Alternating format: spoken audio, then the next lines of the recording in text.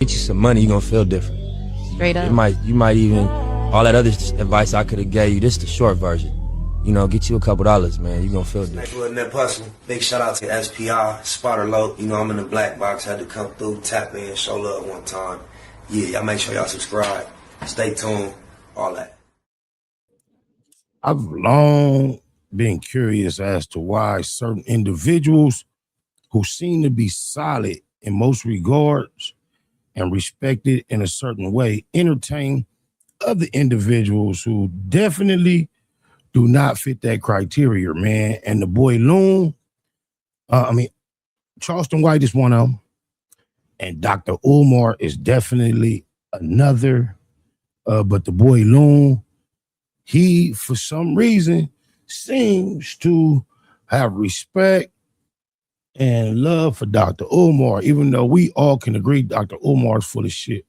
But I ain't gonna lie, I like the quality of his content for a lot of reasons. And him and Dr. Umar are engaging in dialogue about this Carmelo Anthony situation. And I figured it may be interesting for us to check it out together. So with no further ado, see what these two have been up to.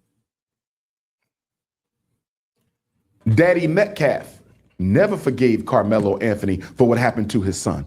But let that have been a black mother or a black father. They would have forgave him the minute they got the phone call. I do want to start somewhere, though, that is pressing on Black America. There's a lot of people speaking about it. I want to start with the Carmelo Anthony case. Yes, sir. To me, it feels bigger than a courtroom. There's a young black man that's convicted and there's a white young man that's dead. The family is grieving, the internet is divided, and black parents are looking at this, wondering, how do we protect our sons? Did you have a chance to look at the case, and what do you feel about, we'll get to the sentencing. Let's deal with the verdict first. What do you feel about the verdict? What did you say before that? We'll get to the sentencing. The sentencing. Yes, sir. Okay. First of all, I want to say this. Caucasian nation, the good white folks of America, are so disingenuous. And the reason I say Caucasian nation is so disingenuous, Loon, is because when black people receive an unfair trial, we are supposed to respect the verdict. But when white people feel that they haven't received a fair trial, they don't have to respect the verdict. The other thing that makes Caucasian nation so disingenuous, Loon, is they always like to treat every black case in its own special vacuum. In other words, when we talk about Carmelo Anthony, we can't talk about Kyle Rittenhouse, the man who took Trayvon Martin's life. George Zimmerman. George Zimmerman. You can't put it in context. Can't mix it. We can't talk about Rick Child, who took Cyrus Carmack Belton's life. We can't talk about Kyle Rittenhouse getting off, Rick Child getting off. Daniel Penny choked a man out in a New York subway and got off on standing his ground, and the man never touched him. That's deep. The reason white society, Caucasian nation, doesn't like black people to discuss our legal lynchings in context, because if you put it in context, Loon, you cannot come to any other decision that there are two standards of justice in this country. One black, one white, and it's been that way for 407 years. Now, with that being said, we have to understand that to be black in America is a crime in and of itself. In fact, the original crime of America is to be black. The original crime. The original crime. The original The sin, first crime. The first crime was to be black. Because remember, Loon, we were never supposed to be citizens. We were never supposed to be free. We were never supposed to be here after slavery ended. So every time a white person sees you, your existence itself is a crime against white humanity. Now, with the Carmelo Anthony situation, we also see clearly that black people have no legal right to stand your ground, even in a state where standing your ground is legal. That's crazy to me. And so for me, that affects my understanding, because I'm having trouble comprehending how, okay, I'm sitting down, he's standing up. Before we get into the details of the case, though, do you think he got a fair trial, Carmelo Anthony? Hell no. He could not get a fair trial. It was impossible. It was impossible. He's in Collin County, Texas. Black people are 10%. If that, how is he going to get a fair trial? Loon, if the trial was going to even attempt to be fair, why would there be no black jurors? For the trial to even, the Constitution says you're supposed to be tried by a jury of who? We first reacted to this, or not first, one of our previous reactions to the situation, we actually looked up the definition of peers. And according to Webster, no peers was involved. Your peers. They had a jury of all whites. Every man was Caucasian. 3 Asians, 1 Arab. Now, I want to say this to Black America, Loon. Multiculturalism died with Carmelo Anthony's conviction. Multiculturalism died with Carmelo Anthony's conviction. And the reason I say multiculturalism died with Carmelo Anthony's conviction is because if non-white people of color gave a damn about us, Carmelo wouldn't be in jail. Asians don't care about you. Arabs don't care about you. But I would argue, Latinos. you just now figuring this out, Ifatunde, you're supposed to be at the forefront, ahead of the movement, declaring this as fact. And if you think this is a new concept, man, come on, bro. Don't care about you. If they did, Loon, why is there no difference in the outcomes when they are asked to weigh in on the guilt or innocence of African people? All non-blacks in America are white as far as consciousness and opinion goes. But I think it's always been a one-way street. I think black people has been so given with their love and understanding and their invites, and we receive very little in return for that. And why do we still give it? I don't know. We think it's a part of the barter system. I'm gonna tell you why we still give it. Because we don't give it to each other. That's a fact. If black love and compassion and forgiveness is universal, why we don't have none for each other? Right. It ain't universal, Loon. We've been intimidated.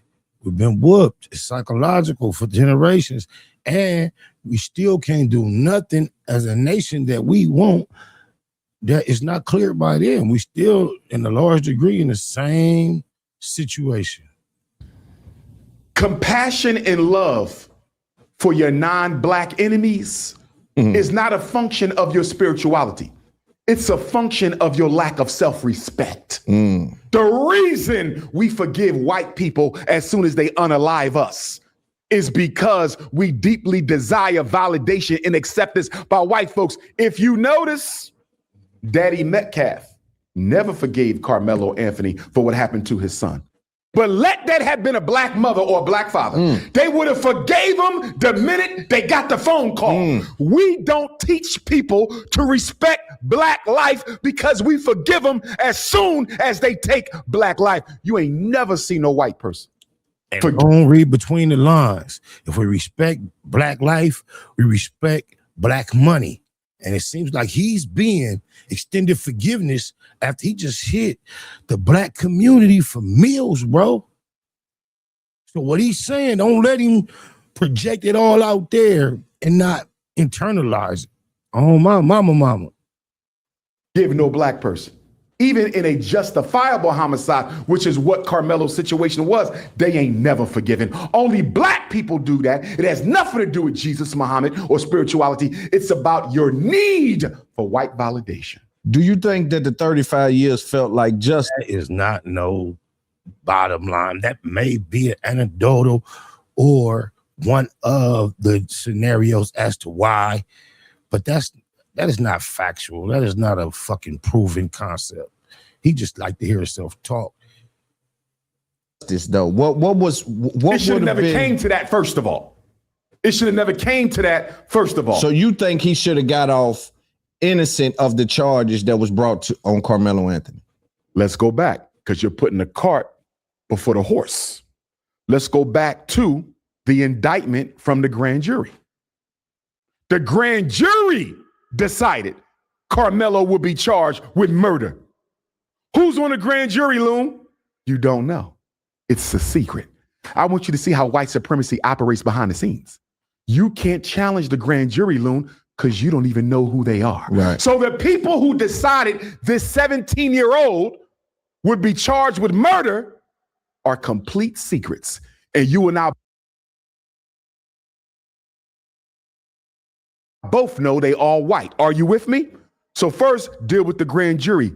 Him being charged with murder was a crime in and of itself. So what do you say about the Let event? me give you one more. You're moving too fast. Hold on. In Texas, if you're 17, you're automatically tried as an adult. Grand jury had no control over that. Are you with me? Yes. He was 17.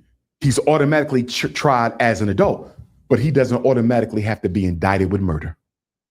That could have been aggravated, right? Manslaughter. Right. There's a whole list of crimes they could have went with. So you're saying he should have been charged, just not with the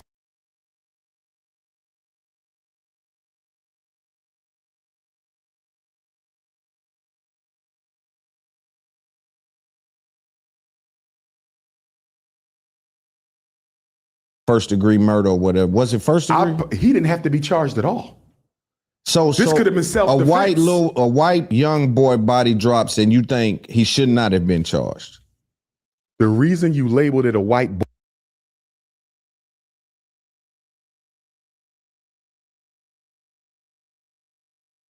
boy is you're putting it within the context of the racism of American society. Let me flip it around for you, Loon. If two 210-pound football players, black football players, walk up to a 135-pound black boy, grab him by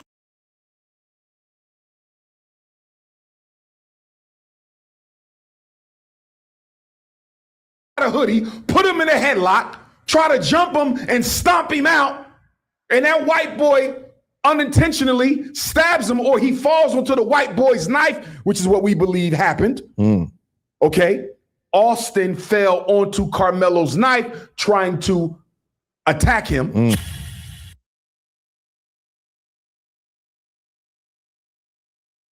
Damn, that's crazy. I done had this mic muted for a lot of my later comments. No big deal.